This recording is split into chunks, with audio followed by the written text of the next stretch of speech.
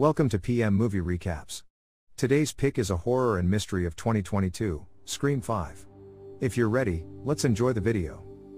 The film takes place 20 years after the events of the first movie. It takes us back to Woodsboro and starts out with Tara, a high school student who finds herself alone one night at home, texting her best friend, Amber. A stranger suddenly calls her, which mirrors the events of the first film. After asking questions on several horror movies, the caller eventually reveals itself as a threat, apparently cloning Amber's phone and threatening to kill her. If Tara doesn't play along with the game, the killer in a Ghostface mask then shows up and violently attacks Tara. Somewhere in California, Sam, Tara's estranged and distant sister, receives the news from Wes, Tara's boyfriend, that Tara has been attacked. She makes the trip along with her boyfriend, Richie, to visit Tara in the hospital. Tara's friends, Amber, the twins, Mindy and Chad, Liv and Wes, all of them are present. On the way to Woodsboro, Sam gives Richie a crash course on the stab movies based on the events of the first film and how each decade some psychopath wants to create the events of the movie and search for fame. Sam finally arrives home and sees Tara for the first time in years. Although they are happy to see each other, Sam's visit does stir up some tension between themselves and Tara's friends. The friends then discuss Sam's motives for coming back, particularly Amber, who is protective of Tara and has some personal conflict with Sam. During the first night of Sam staying with Tara, we see that Sam takes medicine for hallucinations that the spirit of Billy Loomis is talking to her. She is then contacted by the killer through Amber's clone phone, who threatens her, saying that he knows the family secret and warns her that this won't be ending well. Surprisingly, the killer is at the hospital and tries to murder her, but she is able to escape.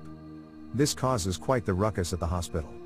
The sheriff arrives, having come from a Ghostface murder to investigate, and is wary of Sam, since they seem to have a complicated past when Sam was growing up in Woodsboro. She warns Sam to just leave Woodsboro to those who actually care about keeping it safe. After this, Sam reveals to Tara the secret that caused friction between her and the family. Sam tells Tara the truth, that when she was young, she opened her mother's diary to find out that Sam's biological father is not Tara's father, but Billy Loomis, the serial killer from past. When Sam confronted their mother about this, her father was just behind her and heard the whole thing. This led to their separation, which Sam has burdened the guilt for all these years and why she has been distant for so long. Tara doesn't know how to take the news and tells Sam to leave her alone.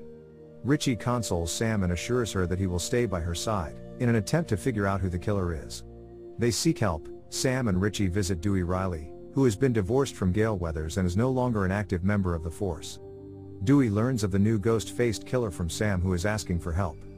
Dewey then gives some important insights, such as the rules for surviving a stab movie. Since the killer seems to be obsessed with the stab movies and that the motive of the killer is always connected to the past. With the third and most important rule, the killer is almost always part of the victim's friend group. That's all the help Dewey wants to give. So he sends Sam and Richie out. Dewey then gives a call to the Scream Queen herself, Sidney Prescott. He warns her of the new events taking place in Woodsboro. Despite this warning, he urges her to just stay where she is and not get involved. Dewey then sends an awkward text to Gail, informing her as well of the new killer. He decides to help Sam and shows up at the twins' home. They are children of Martha Meeks, the sister of Randy from Scream 1. During this meeting, the group is able to put together the pieces. The first three victims are all connected to the original killer. With all of the information gathered, Sam is the one being accused as the killer, which offends her deeply. Not long after this group confrontation, Ghostface attacks his next victims, Wes and his mother, Sheriff Hicks. While the sheriff is on the road, she receives a call from the killer threatening Wes. Sheriff Hicks calls for backup and rushes to her home. It is too late, however, as Ghostface is able to kill Wes and the sheriff. Dewey arrives on the scene to see Gail, who is covering the story with all the history and everything they've been through. There's an uneasy tension between the former lovers.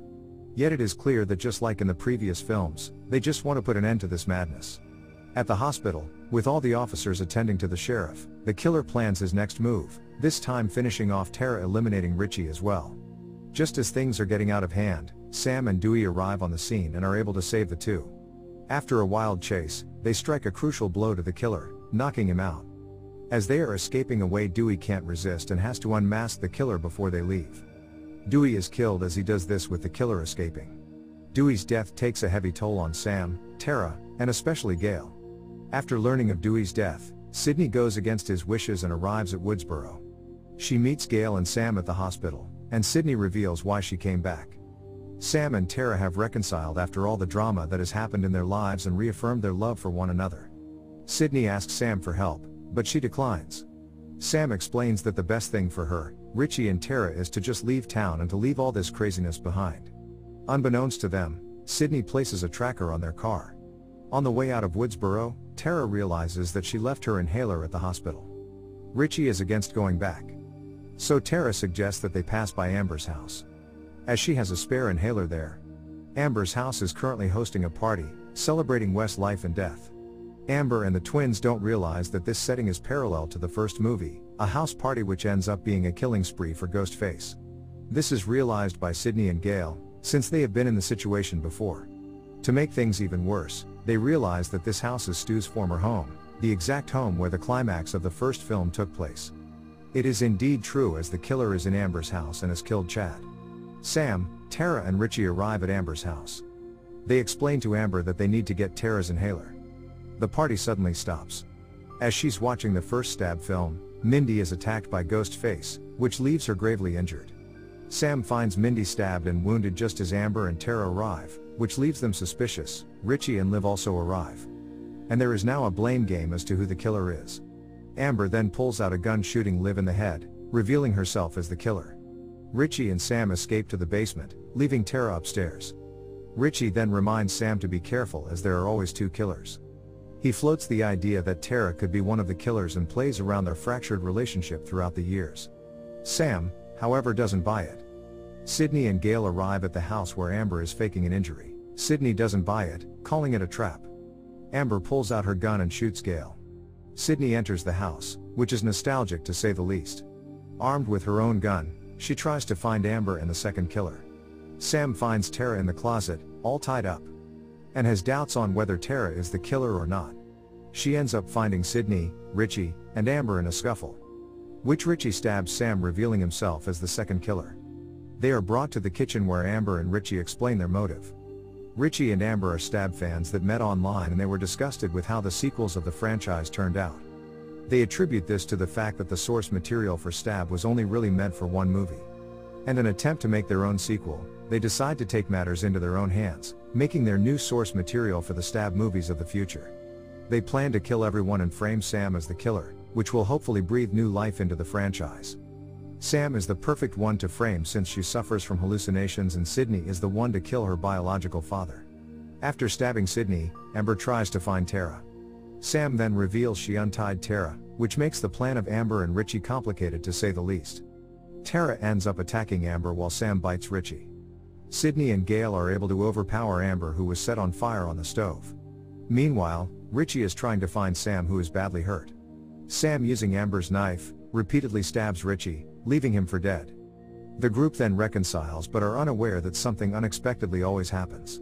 Amber, a burnt-up mess, comes rushing to the group, but Tara stops her dead in her tracks, shooting her, putting an end to this. The twins are still alive all along with Tara. They are taken to the hospital. Sam thanks Sydney and Gail for their help. And Gail has decided, instead of covering this new chapter of the Woodsboro murders, she decides to write a memoir as a tribute to Dewey. Thank you for watching, but before leaving, please make sure that you click subscribe and turn on the notification so that you can enjoy watching more videos like this.